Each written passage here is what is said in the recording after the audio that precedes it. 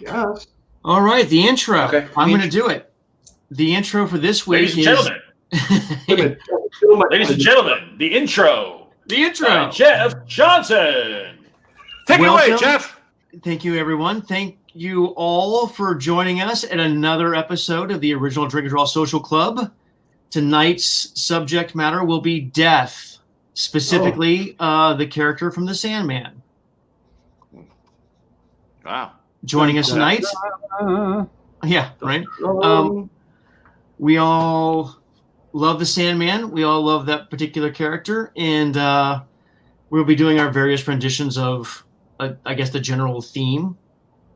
Dan, you want to show a group shot? Sure. Is that making you self-conscious? No. I think my hat covers everything I could want it to. All right. So the group shot, we have Dan Panocean. Hi, everyone. Hi, friends. Joe Casada. Hi. There he is. Myself, and then the hat of Dave Johnson. Why do you got to wait till use me last? What is because that? You are on the bottom box, left to right, the classic comic book Z fold.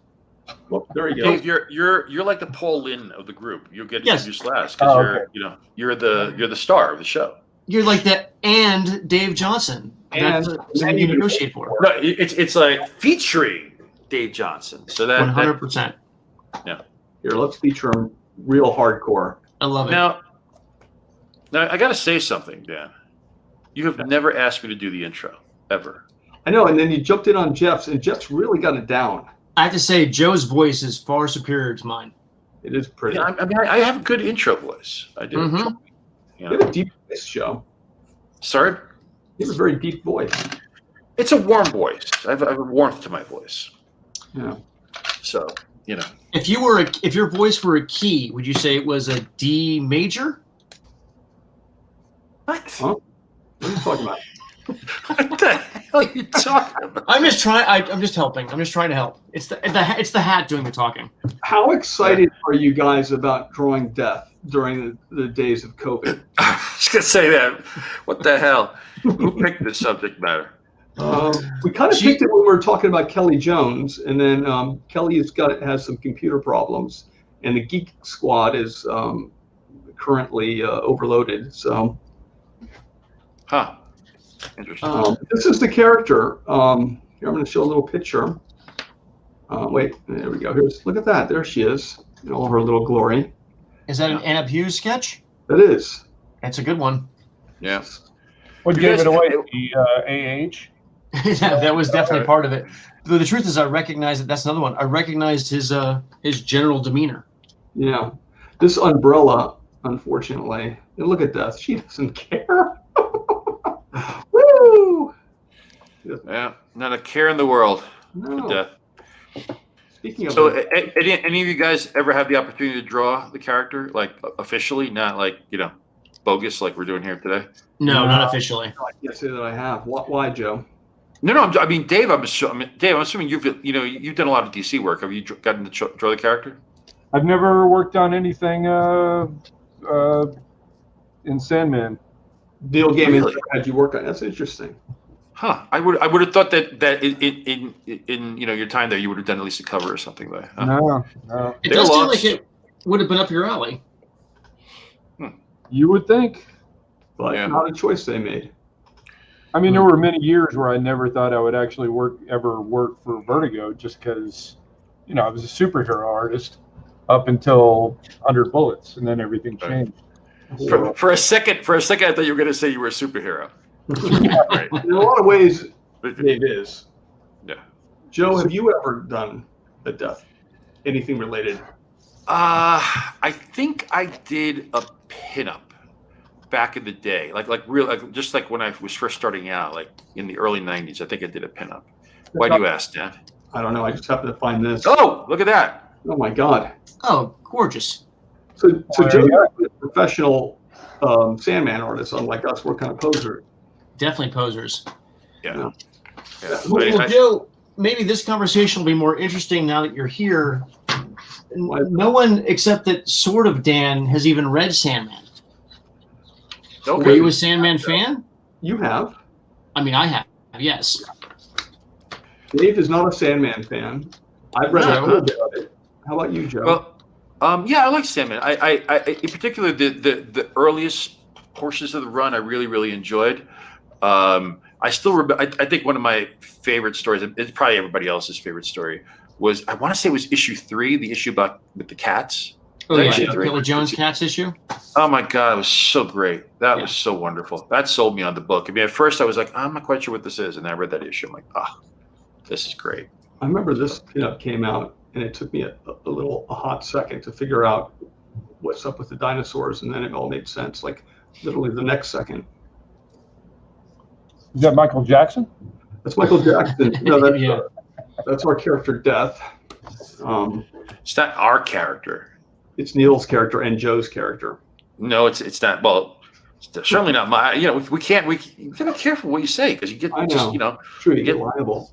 But look, it's not your character, Dan. Dinosaurs extinct. Arthur Adams was like, "You want to talk some real death? The dinosaurs." Dinosaurs. Wow! Look at smart. Yes, he's a brilliant man. Smart. I love that one. Look at this, Jeff. You like coffee? I love coffee. Well, it's going to kill you. Yeah, but if it's but it'll make it worth going. Hey, so I got a question. So I wasn't on last week. You guys missed me? We did. I did. No, you didn't. What about the fans? I don't think the fans missed me. Let's ask them. Hold on here. No, I don't want to know the answer. I don't want to know the answer. It's really. We ask questions we don't really want to know. Sam Keith is credited as the co-creator. Who is? Sam Keith co-created the character Death with Gaiman. Okay. That's cool. No wonder. So, Joe, where were you last week? What were you doing? Yeah, what exactly were you doing? I really can't say. Fair enough. Yeah, I was out of town. So good question, though, Jeff. Thank you. Dan, have you noticed my hat, though? God, yes. We had a little conversation text-wise about hats, and you're about the only guy we know that can pull off a cowboy hat. Even Ben can only, in a limited fashion, pull off like a Stetson. But the moment it becomes like a black Stetson or anything else, he falls apart. Right. Well, the funny thing is like I am not really what I would describe as a hat guy, yet I have a preponderance of hats. Now, what would you call that? A thesaurus. Fedora? Andy thesaurus. Whee! I think this is technically a cowboy hat because of the shape, but it is felt, so it's more of an Indiana Jones style hat. But the truth is, they all have such specific names. I'm sure someone who cares about hats would know exactly what this is. It looks like it has a heft to it, like it's solid. It's not as heavy as say Odd Job's hat. Like I could throw it, but it would not cut off a statue's head. Yeah. And what good is it? Well, I mean, it's not. Yeah, I mean, a hat should be a weapon. Could it shave Dan's mustache? I kind of shaved my own mustache a little bit, Dave. Oh, you wuss! You got a lot of. Jeff, speaking of hats as weapons, you ever see the show Peaky Blinders? Yes, great show, great weapons. Show. Yeah. Yep, absolutely. All right, so we're going to show some art. Sure. Episode. Wait, Dave, did you just draw a hearse? Wait a second. Hold on. Yeah, man. Wow. That's beautiful. Nice. That is a good looking start. But you left out Death. I got it on watercolor paper, so I'm going to do some tones to it too. So very cool. As soon as I get this face right, could be the whole show, just me drawing and erasing the face. It's part of the process. Yep. I like that. I like that angle. Jeff, you've always been an angle guy. I'm all about the angle. Yeah. Hey Dan, I sent you the image. Yeah. This. Oh my God. That's what Jeff is reminding me of right now. Oh God. I'll try to send that to. Now I gotta mail that to myself. Oh, is that how it works? Yeah, and then you could have just emailed me and then I could put it up. But don't worry, I'll do it. That's a lot of work. It's a lot of work. I'm sure it'll be impressive. I like that, Joe. You definitely have like an eye for hats. Yeah. But people have always said that about you. Yeah, well, that's what got me the job as editor-in-chief. This guy has an eye for hats.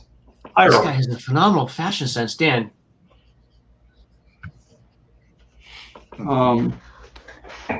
Let's Jeff Johnson, a peekaboo.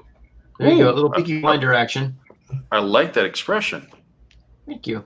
It's like she's looking at you, like she's saying so. What is she saying to you? Yeah, what is she saying? As she's drawing, you're next. It kind of looks like Lizzie Kaplan. Who is Lizzie Kaplan? She is an actress. She was on Masters of Sex. She's been on a bunch of stuff. I'll have to check that out. That was an HBO show, right? Yeah. And I'm doing the traditional background of skulls. I know it's not very imaginative, but I like drawing skulls, and it seemed apropos. Yeah, I think it is. It works for me. Yeah. You're going to try to outskull Dave today, huh? Yeah. Well, is Dave putting any skulls in? Nope. No skull? Wow, he threw you a curveball. That's right. Today of all days. I mean, he likes to add a skull whenever he gets a chance, but not today when it would be most appropriate. Yeah, today would have been perfect. Well, the night's not over yet, too, so. That is true. All right. I'll show you guys mine in a second. I'm just... Let me know because I'm kind of busy drawing here, so I'm not trying to be rude. Yeah, it's okay. So Dan, you like the character of Death. Do you have a favorite Death storyline from the Sandman series, or Sandman? The high cost of, I think it's everybody's favorite for the most part, the high cost of living that Chris Picciolo drew. That was brilliant. Yeah, that was such a good job. Now that I did read. That was good. Well, then that's good, Dave. See? Chris is a genius, man. He's so good. He really is. His I remember his early Shade the Changing Man stuff was inspirational. Oh, yeah. Wasn't that great? That we used to get all the DC, mailers, and you'd get to see everything that everybody was doing. Yeah, those were good times. I actually have a page from Shade the Changing Man that I bought way back in the 90s. And it's one of those kind of pages, like, I don't know about you guys, but every once in a while I feel like I get trapped in my own perspective of like, this is how I tell a story. This is how I see layouts. We get trapped in your perspective too. It's horrible. How do you deal with it? I don't know. It hurts my wife every day. Yeah. But Chris is one of those guys who could see a page in a way that I would never like. I'm like, oh, that's a fantastic solution to that problem. I never would have thought of that. He forced me to be a better artist just by reading his work. So did you find inspiration in that page you bought? Is that what happened? I did. Okay. And just his work in general. Yeah. Yeah. He's awfully good.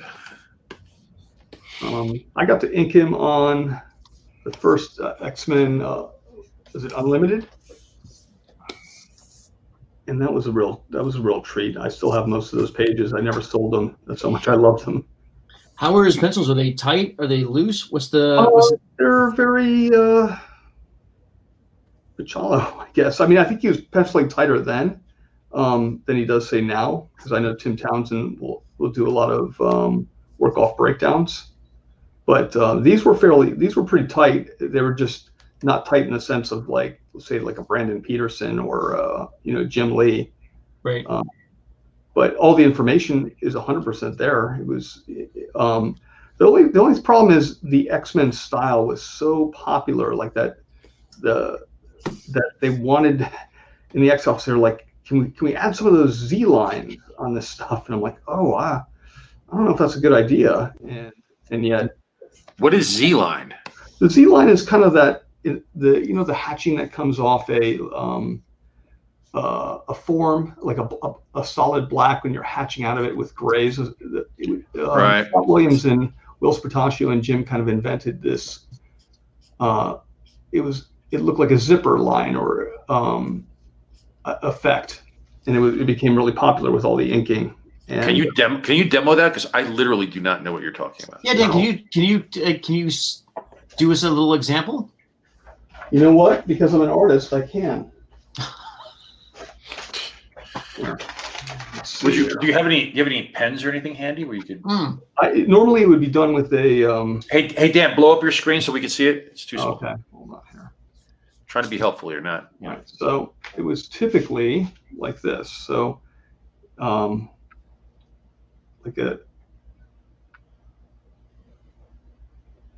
it would come off like a solid black. Like let's say it was somebody's bicep or something like that. Right. I know Kelly Hammer used to abuse the hell out of that. Oh my God! I used to ink him, and I mean those Z lines would be across like a double page spread, but they'd do this thing, and then on top of the bicep you'd see a. Oh, okay. That was the classic Z line. And is that supposed to represent a shadow and then a reflected light part of that shadow? Yeah. So the top part is just like if you saw like a hubcap, like a moon hubcap. And you see this line, and you always would see people go like this. Right. So the horizon over here, which is what this thing is reflecting, is that strong line, and then everything fades. Then ultimately, by the time you get down here, it's light again. So then you could go one step further, and voila, the Z line on top of that. Interesting. Yeah. Wow, I literally all these years had no idea that had a name. I just knew that I didn't like it. And yet you were probably inked many times with the Z line. Only if you did it. Probably. I'm sure. No, by the time I was already, that wasn't as popular when we were working together. Let's thank God for that. Yeah. I remember once, Dan, when I was trying to learn how to ink, you let me know that every line is supposed to be a representation of some kind of shadow or the relationship between light and dark.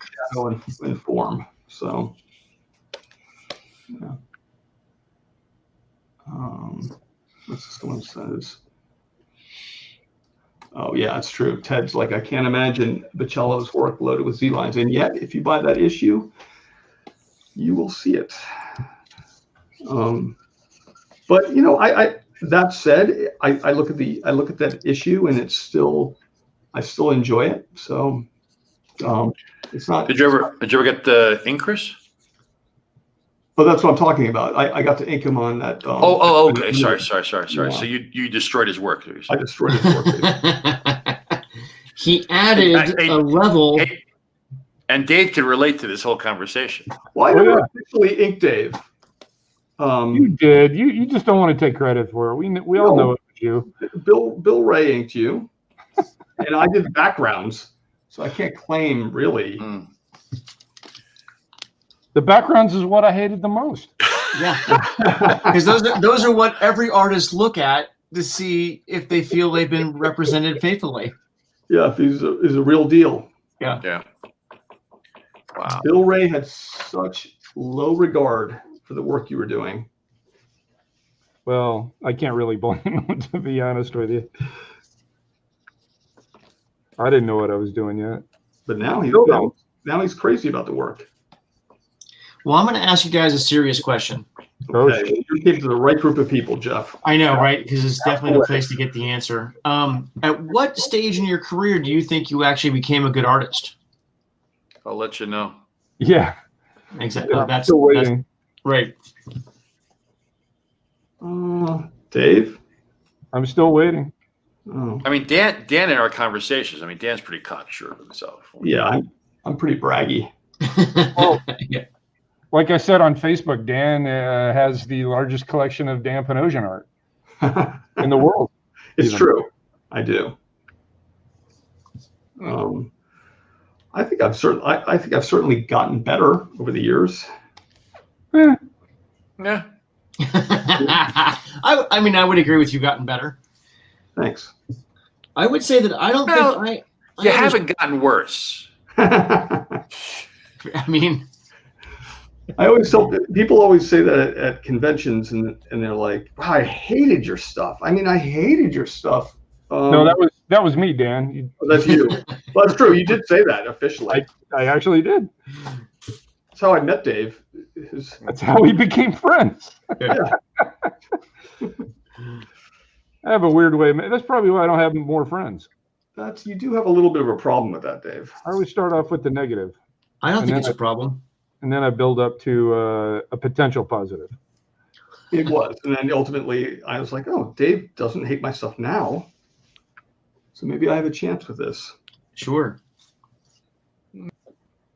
Maybe.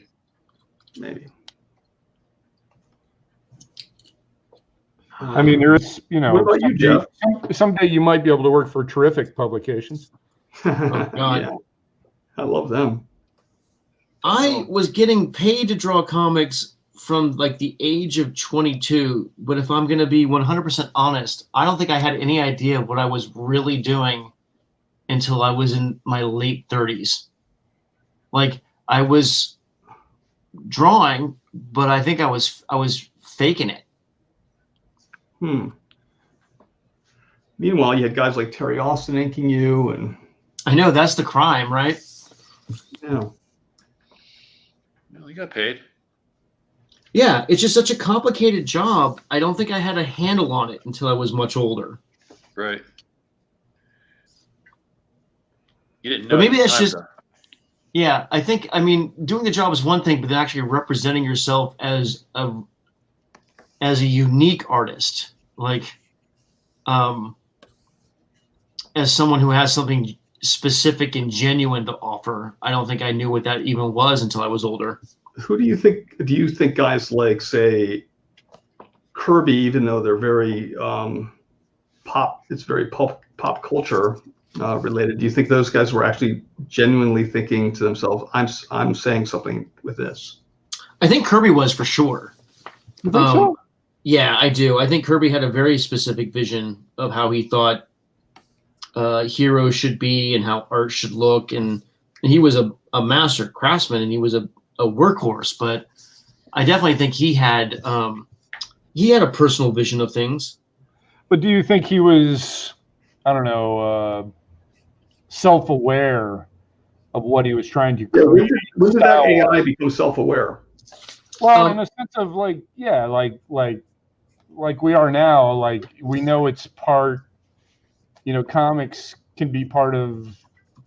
I can't imagine that any of those guys knew that what they were doing. I mean, they were throwing away the art.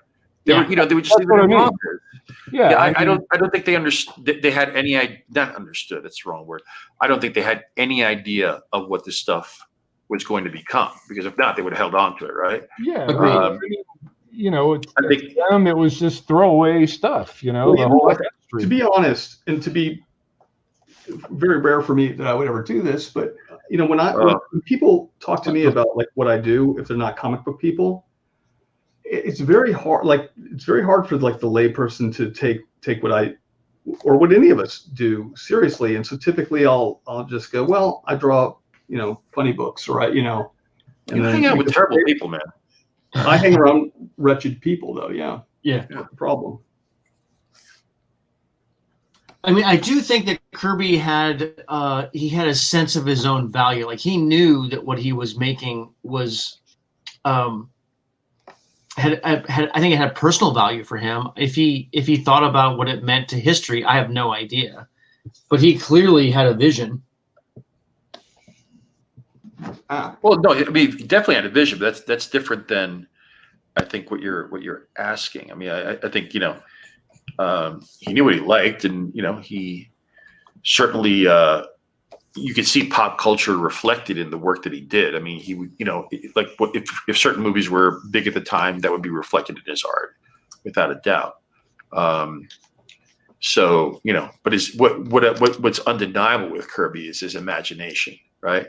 That's the part where you're like, my God, this guy, the imagination was limitless, and he was fearless when he drew. right? He wasn't afraid to draw anything. And, you know, but I think at the end of the day, it was also a matter of like, you know, got to get it done.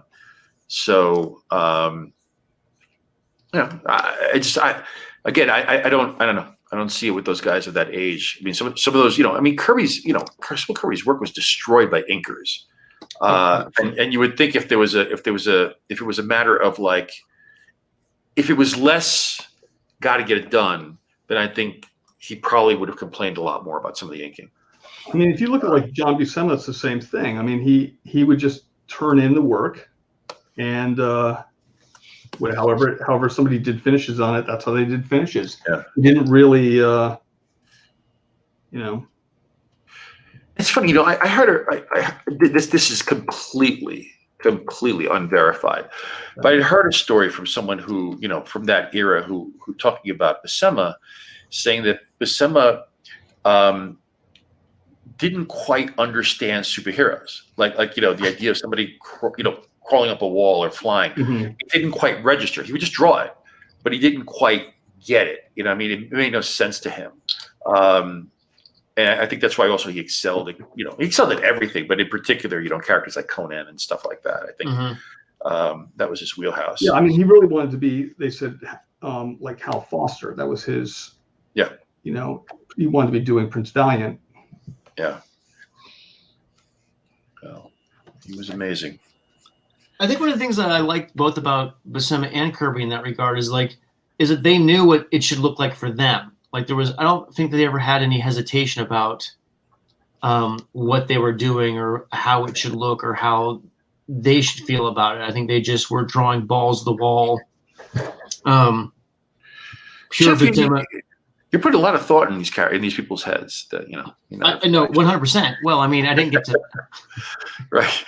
It's all speculation, right? Yeah. But I just from the art, the very fact that Kirby never really looked back, I think that speaks volumes to me. Yeah, that's the thing, right? Just move forward. Yeah, well, that was his whole thing, wasn't it? He was like, whatever you learn, don't you know, save that for the next page. You know, don't beleg or you know, the one you're working on. Move on. Use that information. Yeah, and perhaps I'm projecting, but that I'm projecting into what I think would be a cool thing. Yeah. For once. Just one time. Yeah. I'm drawing a lot of pigeons here. Are you? Yeah.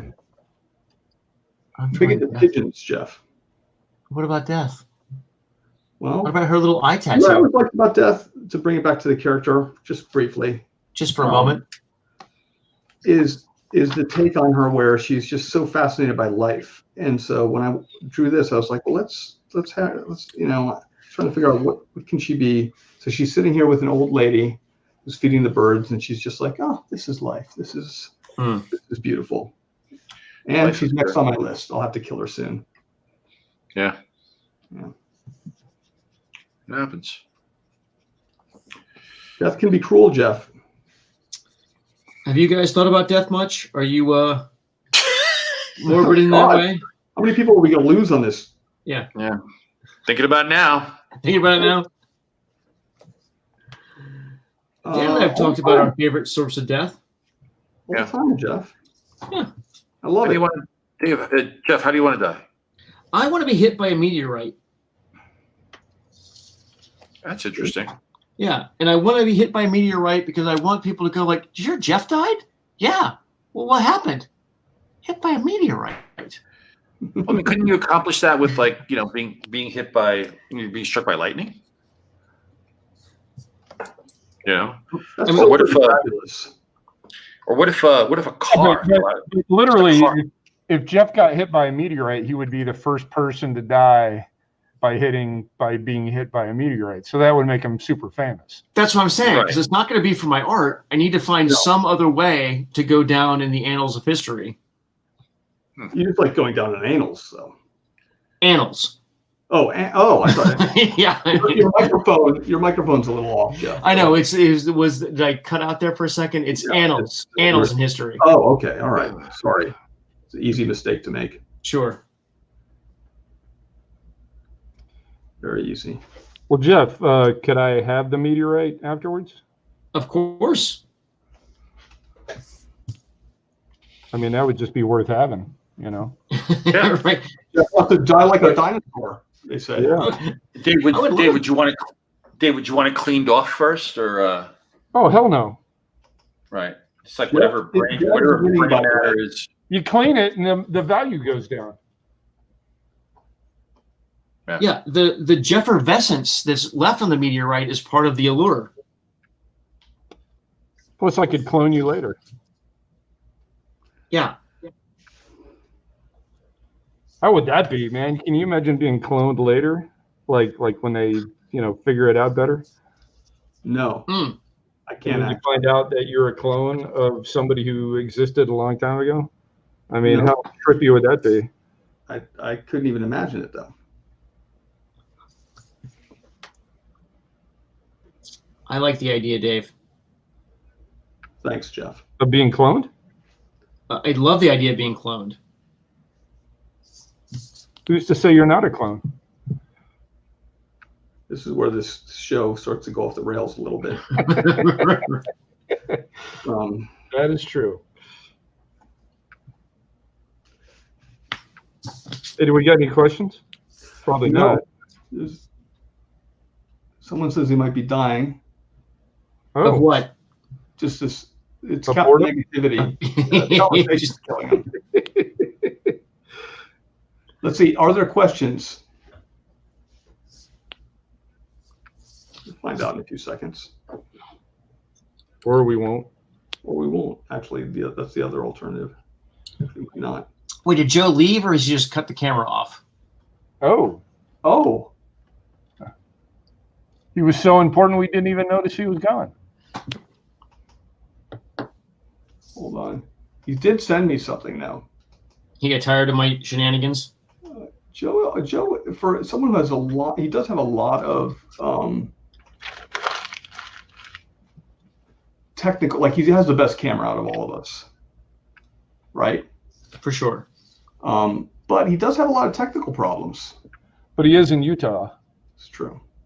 Hold on, we're gonna up. So when he likes your hat, he liked your hat, and so he sent me this photo, and it reminded him Or the hat. of Jeff's hat. So even though Joe's not here right now, Ooh. I mean, your expression too, Jeff. that's kind of my general demeanor. Yeah. Yeah. So I'm gonna remove. How about we make him the sole? What do you think of that? I think that's less entertaining than it could be. Hey, true. We have to remove him entirely. Take a look at what Dave Johnson might be up to. And I say might. Well, I'm trying to come up with some lettering now. All right, so since we're all drawing death, and let's talk about the various drawings. How's that sound? Talk about various what? The drawings. I decided to just do a close-up her with some skulls in the background. Ooh. Dave, why did you decide to draw her on a hearse? What's the connection? Well, I mean, let's be honest. I've been doing these car-themed ones for a little while, so I just thought it would be apropos to keep it going. And, I started thinking about what kind of car she would drive. And then, obviously, I mean, it's the obvious choice. And I just went with it. I like about you. I like the hearse. It's a good choice. Yeah, I found a really good photo to go off of. I like those kind of wide angle. It's not really a wide angle, but it's more of a, I don't know, a certain type of lens that gives you that forced perspective. It's got that cool like fish eye lens looking thing. Yeah, but it's not really a fisheye, but it's got some flavor to it, Yeah. Fish wouldn't be insulted if you said that. Who would? Fish? Fish wouldn't be. No. I never know. True. They are kind of. I mean, how could you know? How would you know if they were offended? Fair point. Dan, what do you got going on there? What's your little drawing of? My little drawing. Let's take a look at it and see how it's coming along here. Birds, Jeff. I love it. I did some work for GI Combat, and I did a overhead shot of New York City, and I added all these birds, and I had fun doing it. So the birds are definitely fun to draw. So I know that, and this is a technical question, so feel free to ignore it if you want. Jeff, I can't ignore you. I know where you live. So you used to do the Z line as a linear representation of shadow, and you don't do that anymore. How do you achieve the same effect now? What technique do you use? Well, I kind of have an adaptation of that a little bit. Please describe it. It's very similar, but it's like a shorthand version of the Z line, and it's a lot of fun. It's the Z line is also supposed to show a bleed off like a black space, so you can kind of see it right here and here, and it's just I don't know, it's just a shorthand, I think. And working with Dave, or not working with him, but Dave kind of influenced. He was like, just go a little bit more, artsy. And so I started to change, because when I was doing storyboards, I was very much not drawing in a comic book way. And so I think it came out. I think the work came out better. And then a comic book, the whole comic book medium kind of changed, where you could be a little bit more. The styles, all styles, were a little bit more accepted, and I think appreciated. I think comics needed that. Obviously with someone like Jim Lee, he's still Jim Lee. I mean, people love that guy's work. So I'm trying to share my art, and everything crashed. Rebooting now, says Joe. Gotcha. Can we really believe what he says? I don't know. You guys don't trust me. I actually typically, Joe's a sneaky guy, so I don't know. He could be up to something. I say the best bet for us is just to be very careful. Smart. Yeah. So Dan, as an inker, when you were inking stuff, your approach to using your lines was to how would you describe the job of an inker? Well, the job of the inker, I think, is changed, right, over the years. Before, an inker really did come in, and like we were talking about, like John Buscema, he'd go, here you guys go. I'm just going to give you the crux, the basics of this drawing, and he would leave it up to an inker to kind of finish it out. And I kind of grew up in that school. At least that's kind of what I was taught. Mm-hmm. And I don't think that's how it works now. I think a lot of times when people use inkers, they're really they're almost, they don't have to draw as everything's kind of drawn for them to some degree, and the pencilers really don't even want an inker to, unless you're working with Klaus. I'm sorry, I'm rambling because I'm drawing here too, but unless you're like Klaus Janson, I think they don't expect you to put your style, like your embellishment. They used to call inkers embellishers, because that's what they did. They were embellishing. And well, that was back during the, more of the like assembly line days. Yeah, and isn't it still essentially an assembly line, Dave? It is, but I think, people take the art a little bit more seriously. I mean, I think it was Eric Larson who did a comparison of how people draw combat boots from, or Captain America boots, and back to 60s, you could do it in like a few lines, but now everybody's drawing every lace and every lace hole and, every fold, and it's become more time, right? You what? Yeah, it takes up all that time. Yeah. So I think the pencilers aren't looking to crank it out so the inkers can finish it as much as they're trying to put their own stamp. They want to make sure that their artistic vision is seen. I guess. Right. Well, I remember hearing stories when I first got to Marvel, and we brought up Bill Ray. Bill Ray is a little bit older than us, and he was privy to a lot of these old time. He's just a big student of the game, and he would tell me about, like, when Bernie Wrightson came onto the scene, the other artists were not happy about that. Bernie Wrightson, who else? Kaluta? Smith. Barry Windsor Smith, yeah, for sure. I've heard the Barry Windsor Smith story a couple times. Because he just puts so much into it, Yeah. Right. And he's like, look, you're making our life harder.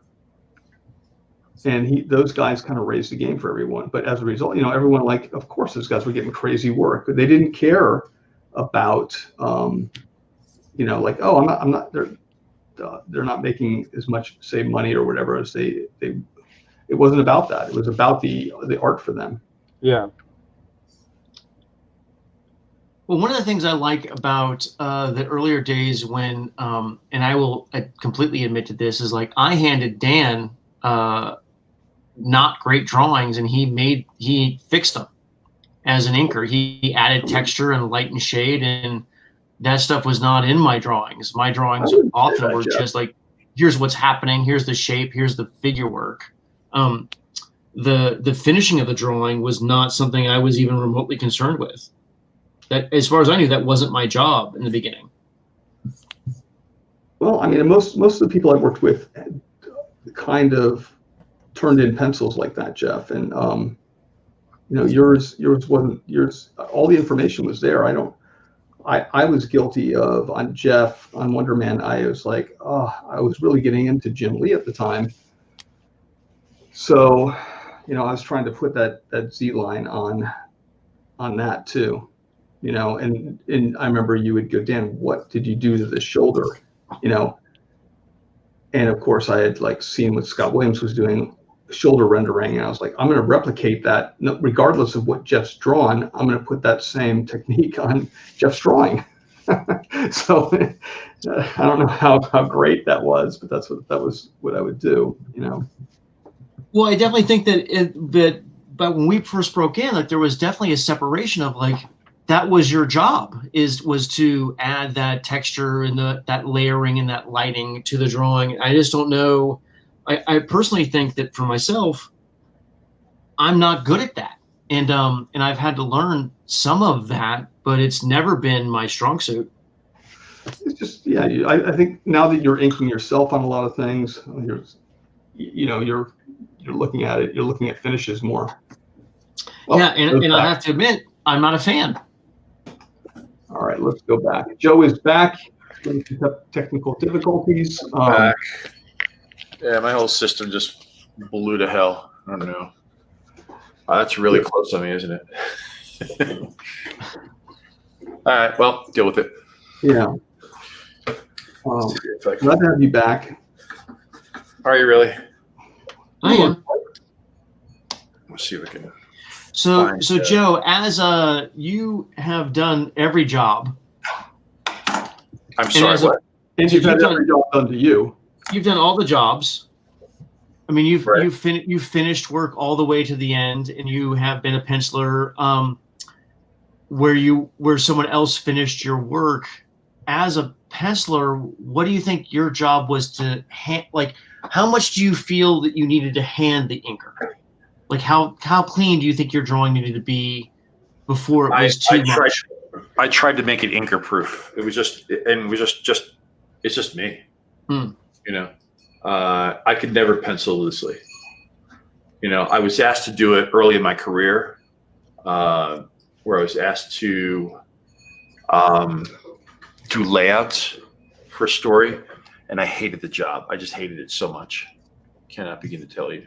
Oh, is it? Dan, I'm sharing my screen here, Dan, if you want to. Oh, cool. All right, because I gotta.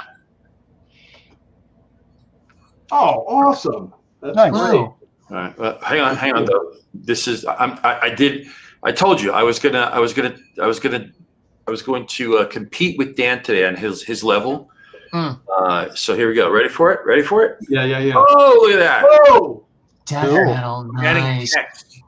The only bit of lettering I put on mine was just Oh, I just put an I Love New York thing. That's it. I mean, it's still not cleaned up, but that hurts. It's getting there. Hurts a lot. That's pretty good. Yeah, you got to add a belt to her. But Jeff, what do you think about that? What was that? I was just asking Jeff because Jeff, I pick on Jeff a lot, and it's nice to see just. I like her expression. I mean, the guitar is pretty awesome. She looks happy. And that's the thing I was talking about with her, is that she's actually a happy character. Yeah, I had a facial expression originally where she was sort of like doing sort of the rock kiss face kind of thing, but didn't like it. It was better. So we'll get there. She's a really interesting character. What do you think it is about someone like Neil Gaiman who's kind of transcended comics? I mean, obviously you have to have the aspirations to do it, but I would think a lot of people there's a lot of writers have tried to really bound into it that way. Mm-hmm. Why do you think he resonated? Because he's good. He's very good, but I think one of the Hold on, write that down. Hold on. He's good. Just be good. He's good. Right. I think for Death, he was really able to capture a very sweet, compassionate side of her that I'd never really seen before. In other incarnations. In your life, period.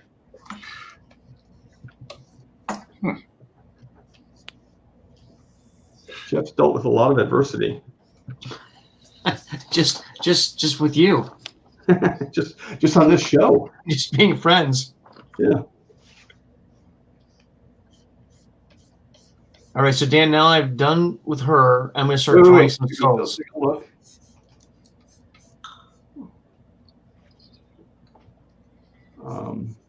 Looks like she is definitely, Joe nailed it. She's definitely staring at us.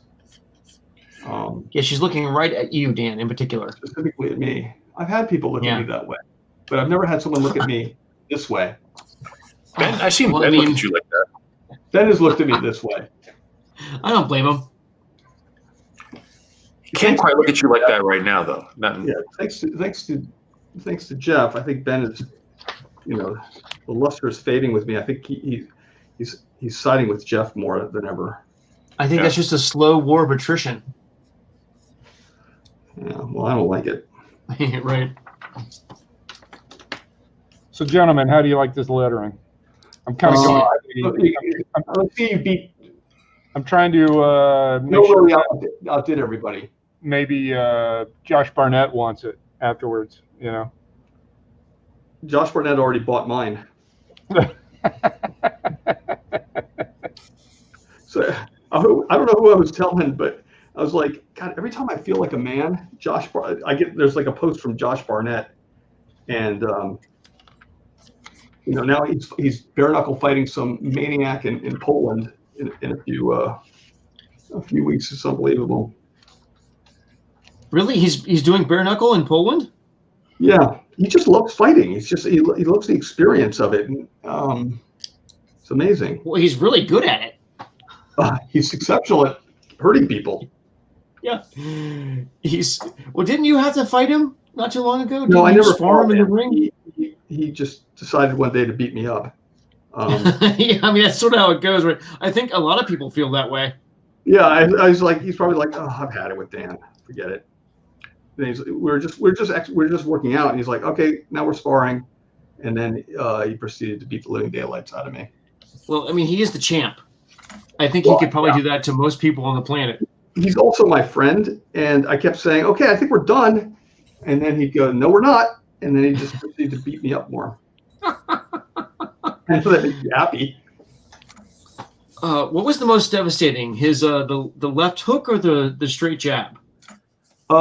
He just kept punching me in the chest really hard, and I just didn't even know I could make sounds like that. Like it'd be like, oh! That would come out of me, and I'd be like, oh my God. So basically, Dan, you couldn't even identify the punches. I couldn't identify the punches. I can't identify the sounds I made every time I got punched. Right. So in hindsight, all you remember is the own song. Your own lamentations. Yeah. And of course, every time I make one of those horrible sounds, I'm like, oh my God, my street cred has been lowered again. The ramifications of the notion. Wait, so every sound you made sounded to him like "Mama." Yeah, it sounded like just weakness. That's rough. Well, I did pay him extra to hurt you. Oh, Sure. I mean, the guy who was Dan, was it anything like? Have you seen that show on HBO, Raised by Wolves? I haven't seen that. Everybody, is it a good show? Everybody seems to like that. I'm only a few episodes in, so I don't know yet. I mean, it seems really interesting, but there's this death screech that one of the characters makes, and I just imagine that's probably the sound you made when you were getting hit. Yeah, it was very humbling. Yeah, getting hit sucks. Yeah, it does. Yeah, it's probably why you should avoid it. Yeah, avoid it at all costs. Yeah, most civilized people do. We also did a foot race once, and I was like, well, he's so heavy. I'll be able to beat him in a foot race. And then he slaughtered me in that too. You mean the professional athlete beat the comic book artist in a foot race? Yeah, but he's like 265 pounds. That's all, and he's all leg. You know, I thought for sure I'd be, you know, able to somehow outrun him. Like you always go, well, you know what? If you're ever in a fight with a guy like that, you'll just run. And actually, you know what? That won't save you with Josh because he's fast. He's super fast. I mean, it's like trying to get away from a bear. You're like, well, I can't climb a tree. Yeah. Well, you just have to be the fastest person out of your group. That's right. That's true. If Dave were there, you could have tripped Dave. Oh, he wouldn't have needed to trip me, believe me. My favorite is one time we went over to see where Josh was training, and he was training in Orange County at the time with Eric Paulson, and Eric is also a what's that called? He's like, it's not chiropractic, but he did like massage and body work also, because you know all these athletes are getting beat up and bruised all the time. Mm-hmm. So he's like, he sees me and he's like, I'm gonna crack your neck, and I'm like, oh, I guess that's gonna happen. And then he cracked Dave's neck. Yeah, wait, back up. I said, no, I don't want you to crack my neck. How'd that go? He kept egging him on, and he did it anyway. And I did egg him on. Like 6 months. Yeah, it was the worst. Wait, so he doing the guy. He broke your. So he basically broke your neck. I mean, you don't. I mean, I'm not a huge fan. I don't necessarily believe in chiropractic anyway. And he just went and just snapped my neck, you know, and no, it was not good. Not a fan. Not a fan. I loved it. I love watching it happen. Oh, that's rough. Yeah. Sorry, Dave. A back alley adjustment is not necessarily what you want. Yeah. Dan saying he's sorry is like crocodile tears because he was the one egging him on. True. So basically, what Dave is saying is he's kind of a little deaf. Yeah, Dave's never been the same after that. I used to be really cheerful. Yeah. Now look at me.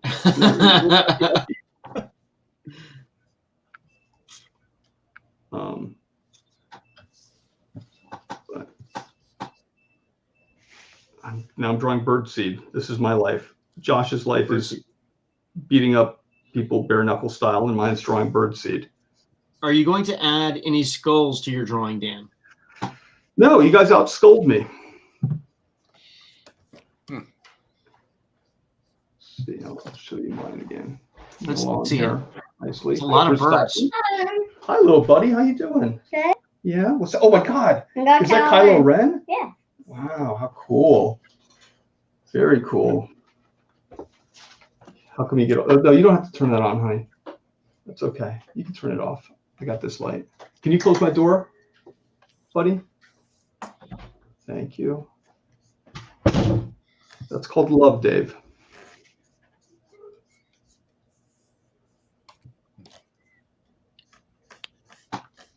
Who is that sitting next to Death?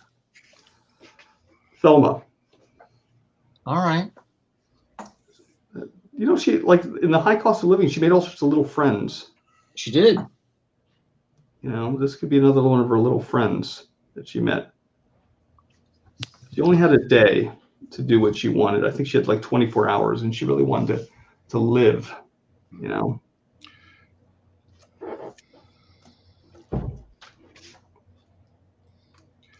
So Dan, how do you want to die? How do I want to die? I know how I want to go out. I know what I want at my funeral. I know what I want playing. You know what you want your outro music to be? Yeah, I definitely have that. I don't know how I want to die. I mean, obviously, I think in the sleep would be the best. You know? But I definitely want Thunder from AC/DC playing. So as we are carrying your casket, to the final resting place, you want AC/DC. Yeah, I want that to be heard, and everyone's going to go, "Oh my God!" I mean, it works. Yeah, it's appropriate. And of course, I'll be like 90. So, you think you're going to live to 90? Unfortunately, I probably will. What in the history of your life makes you think you'll make it all the way to 90? Just because it'll be that much more suffering I'll have to endure. All right, that's fair. Do you want to outlive Jeff? I don't know. I don't know if I want to outlive. No, I want Jeff to like feel my absence. I mean, fair enough. I want him to suffer a little bit more than me. So as we go, despite Dan always kind of blah blah blah, I always thought that my will would include I wanted to be cremated and have my ashes thrown in the faces of my enemies. How many enemies do you have? Well, I mean, it depends, but at least 2. It's true. I'm one of them. Well, I mean, it depends on who lives longer. Yeah. Huh. Who are your enemies? I'm dying to know. Well, I mean, clearly. Me, I'm one of them. Yeah, I went ashes thrown in Dan's face. Right in my face. And then I have a list that I'd be willing to share in private, but not online. I don't want to give them any kind of warning. Got it. Yeah, got it. Yeah. That makes sense. Yeah. I think I know at least one of them. It's a pretty long list. Wow. You seem like such a personable guy too, Jeff. Oh, well, I mean, that's part of the problem. Yeah, people take advantage of you. Exactly.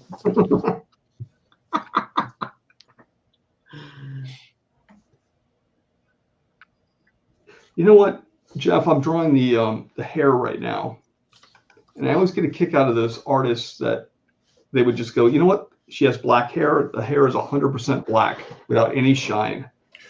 That's the way you draw her. It's supposed to be that way. Well, I can't have my own way. No. No. What, she doesn't believe in hair care products? Well, I don't know. I mean, that's just. Well, if people draw correctly, she has there's no reflective surfaces. Oh. But you can do what you want. She is the absence of light. Yeah. There's one way to do it. I can see that. That's the introspective, clever way to do it, which I've not done. It's the harder way to do it, that's for sure. Well, it actually takes a lot. Everybody always think that you look at like someone like Chris Samney's work or something, and everyone thinks, oh, that's, look at all the black he uses. There's, some people might think it's a lack of detail or whatever, but it's actually so much harder to do it the way he does it.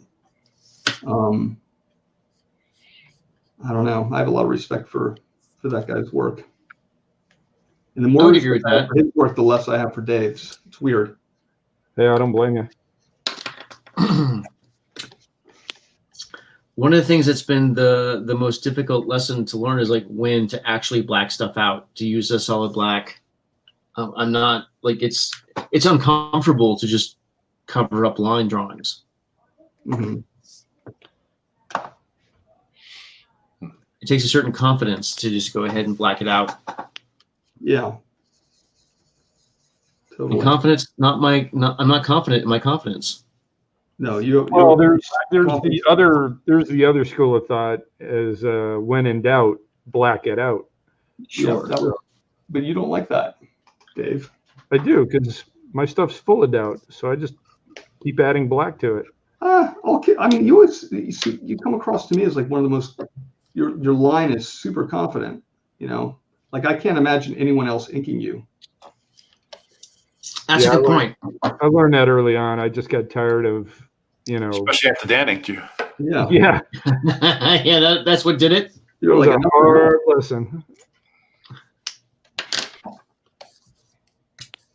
No, I mean, I had good inking, necessarily on some of my early DC work, but it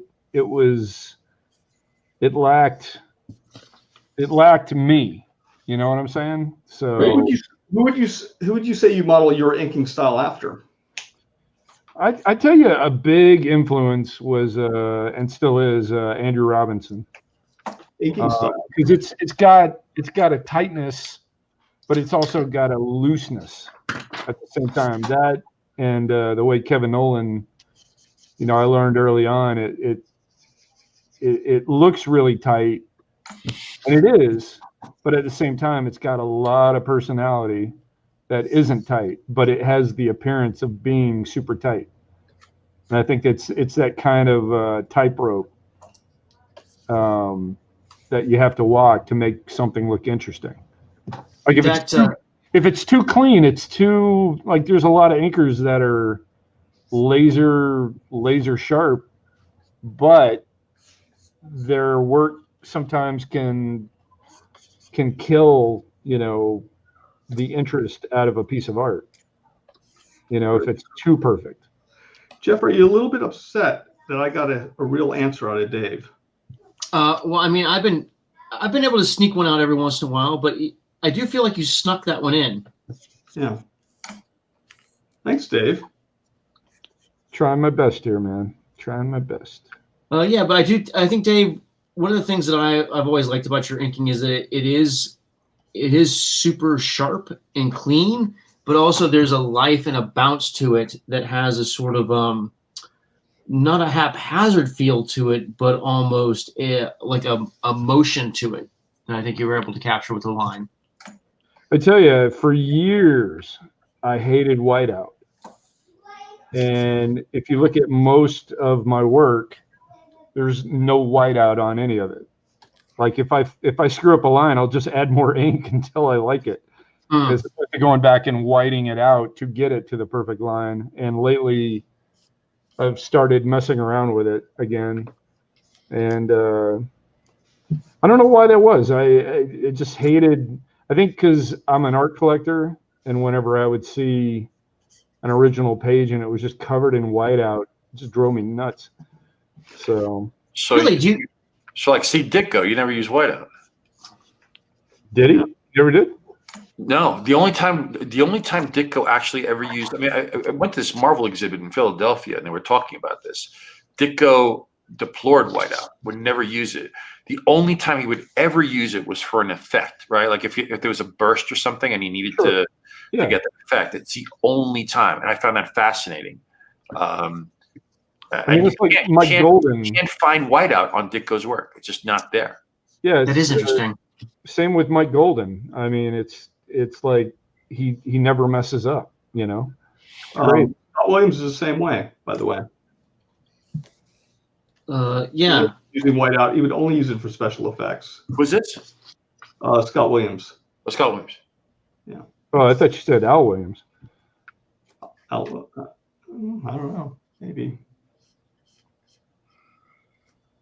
That's interesting. Do you feel like I wonder if those guys felt like the whiteout was then a representation of somehow failing or messing up, whereas I think is like just part of the texture of a drawing. Well, you look at someone like Safino, where the whiteout becomes a big part of it, Yeah, his pages are like an inch thick with whiteout. Yeah, and the paper itself is super thin paper. And then you'd see all this whiteout. Here's people are digging on Jeff. That's got to stop. Is it the hat? So say Samney doesn't use whiteout for correction. He uses a razor blade. Yeah. Joe Rubenstein taught me that. Oh, here's Jeff's. Let's see here. Hold on. Joe Rubenstein would use a lot of the razor blade by scraping it across the ink for special effects. Well, also with whiteout, it works well with India ink, but I've become more of a, I was more of a marker user early on, and whiteout, the ink tends to sit on top and doesn't dry. and then it smears later. So I think that was another reason why I hated using it. Yeah, well, it's still fun to use, but I don't know. I kind of like it on the artwork. It just makes it feel official to me when I see it on a page. Yeah, I mean, I like the texture of it. I like the feeling that it adds to the sense the art is real in a way and not just a bunch of lines on paper. Mm-hmm. I guess I hate it when the paper, gets old and then it turns yellow, but the whiteout stays super white. And it looks like. I like that. I like looking at old pages like that, though. Yeah. I think it's interesting because you start to see the process of it. Well, Dan, didn't Like you? I think. What did you say, Dave? What was that? I said fine. Yeah, now Dave has to use whiteout. And now I know what to get you for Christmas. A bunch of whiteout. Yeah. Sorry, I had a little Frank. You get those oversized collections, right? What are they called now? The artist editions. Yeah, the artist editions. I love the fact that you can see the white on it and stuff. It's soft. Me too. Absolutely. Well, I was just looking at the Frank Miller, the Claus Janson Dark Knight one, and there's tons of whiteout on that. Oh my God! Claus Janson. I think you said Claus. Yeah, he did. He did say that. Claus, the Claus Janson. Yeah. Is he Santa Claus? Well, it is kind of like Christmas. It is.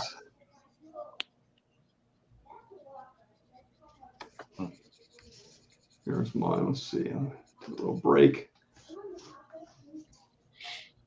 Little birds. Happy birds.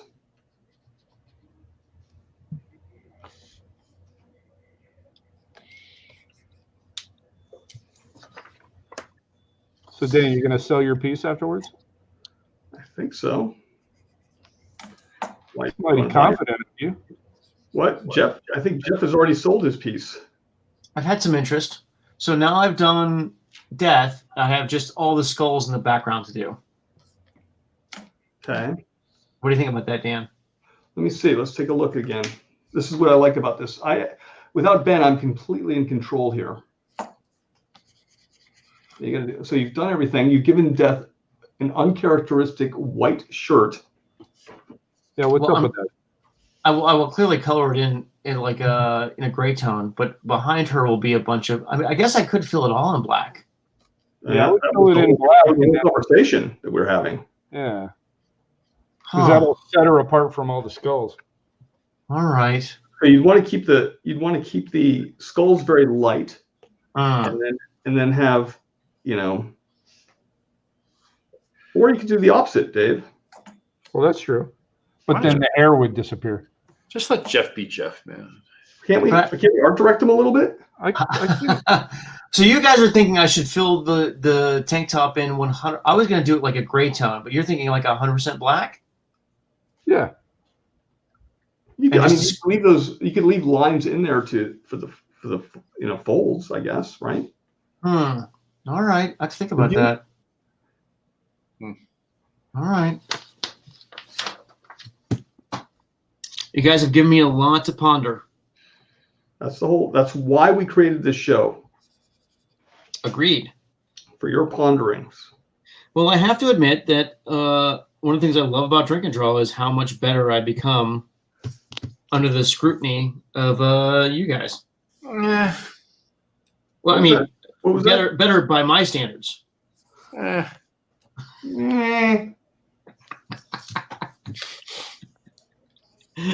guess meh is fair. So cruel to Jeff. We're so mean to Jeff.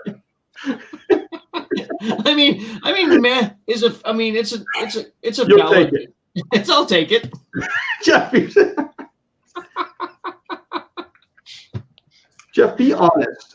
I mean, you're pretty carefree with us. Do you think it's easy being married to you, though? Well, being married to me, no, I'd never want to do that. Yeah. Well, yeah. Jury's still out. I mean, your wife. I always thought that you and I would somehow land up together. You and I? Yeah. Do you remember that place, that Masonic castle we wanted to buy back east? Our wives was like, that's the dumbest thing we've ever heard of. we wanted to own this castle in the middle of nowhere. We could just New York, and they were selling this castle for next to nothing, and we're like, we could just outright buy this thing. Yeah. Maybe it was an old church, or it was a Masonic lodge. It was an old Masonic lodge / like building. Torture chamber. Yeah. Have you guys ever stayed in a castle? No. No. They're cold. Yeah, they're really drafty. They're really, really cold. They have no central heating, right? Because it's all fireplaces. Yeah, some of them are too big to heat. So, stayed in one when I was in Angoulême. They put us up at a castle. Oh, cool. Did you know? Was it haunted? Did it feel like it was haunted? I wish it was. But here's what I don't understand about, people get all afraid about ghosts and stuff. What's a ghost gonna do to you? Seriously. It's like you say, oh my God, I'm afraid of That's a ghosts. valid point. I mean, if you're not worried about your soul. I remember one time we were in this, when we first moved to Los Angeles, my wife and I, well, she was already here, and we rented this old apartment, and famous old movie actors had lived there, and they said it was haunted. Someone had died there. The whole works, and she was always convinced she was hearing, some kind of, something, so like a voice here or there or something would rattle. And so one time she was convinced in the kitchen that something was in the cabinets.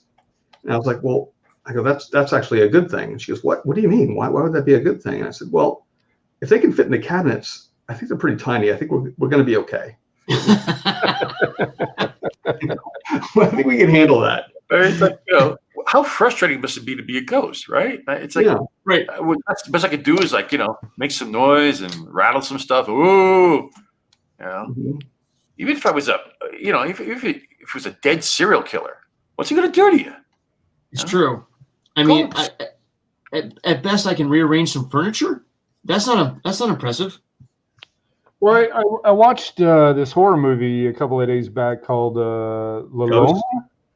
The La Loma, I think. And it's all about a woman who married a man she was completely in love with. She bore him 2 children, and then he cheated on her. So in revenge, she drowned the 2 kids in a creek.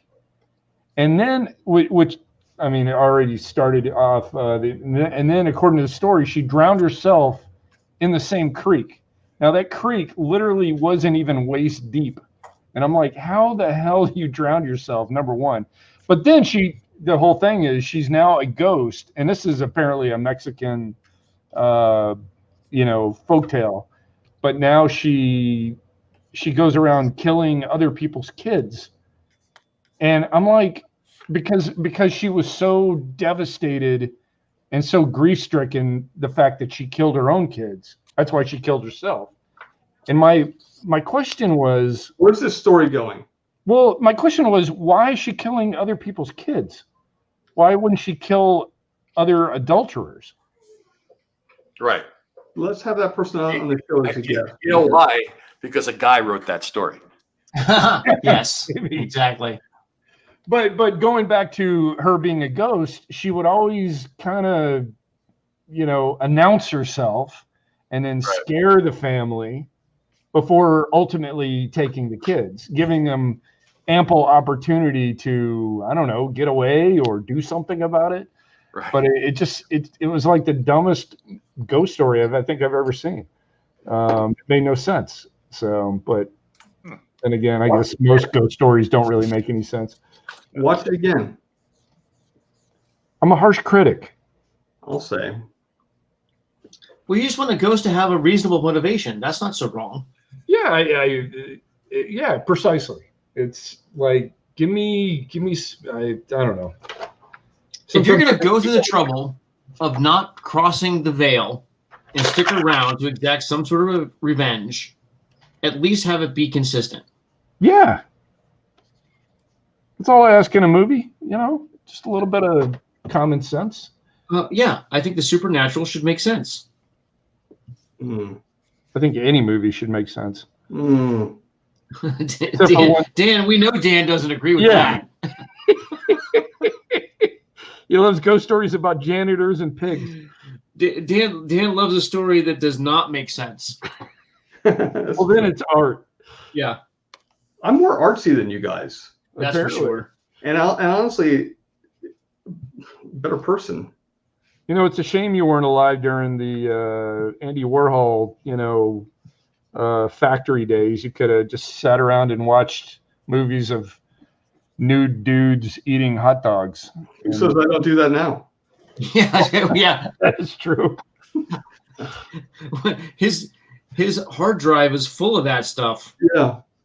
It's pretty much my go-to during COVID. Yeah. Well, guys, a man's got to have a hobby. Exactly. Joe, that's coming out cool. I like that lettering. Yeah. Maybe I'll draw this one, ink this one as an actual thing. It's nice. If I have time. So you see her as more of a 6-string player than a bass player? Oh yeah, she's shredding. Yeah, she's definitely shredding.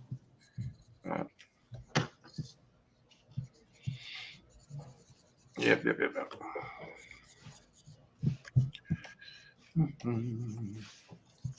Jeff, favorite character on Happy Days? Say Potsy. No, I was gonna say the jukebox. The jukebox. That's a good character. Yeah, mine was the big A in the front of Al's. I like how it just turned for eternity.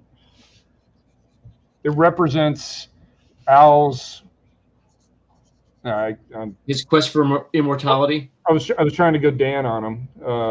Yeah. Find some deeper meaning in a turnstile sign. Yeah, don't ever do that. There. What about God, Jeff, you're 20 minutes past dinner time.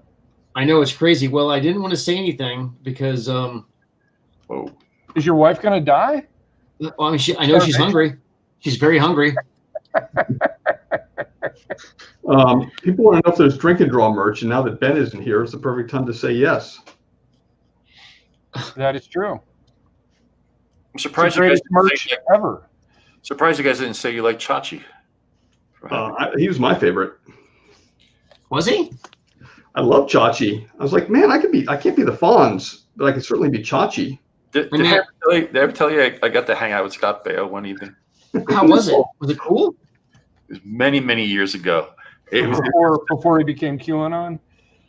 It was long before any of that stuff was going. Before he got political and stuff. And I remember we're hanging out. I think we were at Chateau Marmont in LA, and we decided to me, my friend, and he was my buddy's buddy.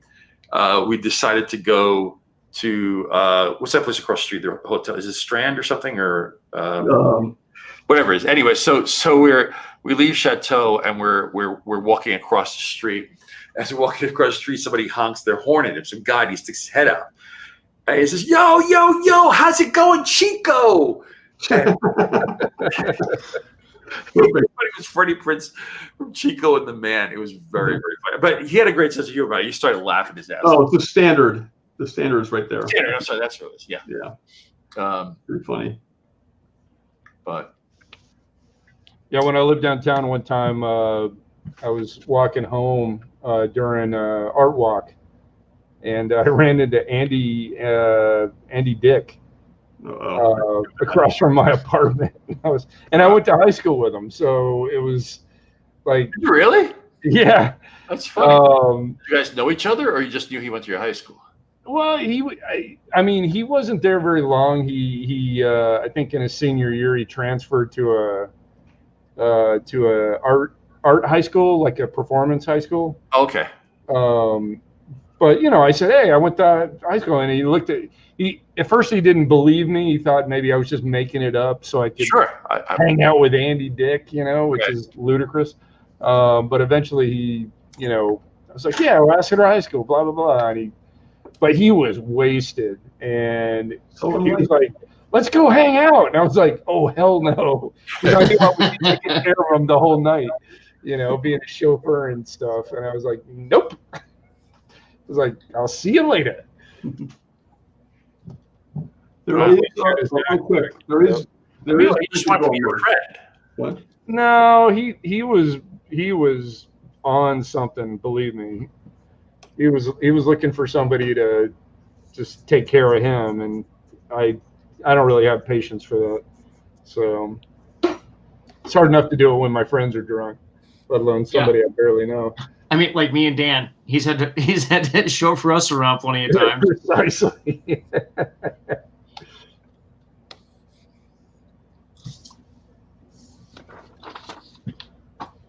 Well, cool. All right. I think I'm just about done, maybe. I don't know. Dave, that came out pretty good. I like how you did the negative space for the letters. Yeah. I don't know if I'll add a tone to it or not. Nice. Maybe I'll add a skeleton in the back window, kind of looking. You gotta have at least one skull, right, Dan? Yeah, Dave needs to have one skull, or it's not a Dave drawing. No, I mean, it's not a death drawing if it doesn't have a skull, right, Dan? You know what? You should have a trailer, one of those trailer things, so she could tow something.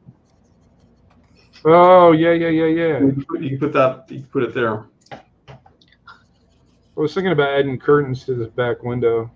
Oh, that's a cool idea. And then maybe a skeleton or a skull's looking out of it. Doesn't that cost more, though? Yes. All right, gentlemen. Dan, can I see yours again? Yeah, I'm getting close. How's yours coming out? Let me show you. Hold on here. Pretty good. There's some skulls. Oh, you're really rendering in the skulls there. Yeah, drawing some skulls. It'll be fun. Pretty cool. Oh, I think that's what I'm missing. Damn it. Huh. Looks pretty good, Joe. It's coming out awesome. Yeah, I forgot the guitar cable. Got to figure out. What was that? I forgot to add the guitar cable. Got to figure out where to put it, or actually how to wrap it around the image so it works. Yeah, looking at Joe's drawing, I definitely think I have to black in my T-shirt. Yep. Yeah. Yeah, it's not death unless she's decked out in black. You're right. You're right. In my mind, it was just dark gray, but I see now that I need the graphic to be black. You didn't do your research. You should have been prepared. That's what everyone tells me. Such a letdown. God, I've been hearing that so long. And this is the first time you really listened. All right, Yeah, guys. I mean, normally I just ignore it. Let's call it a night. All right, All right, gentlemen. All right.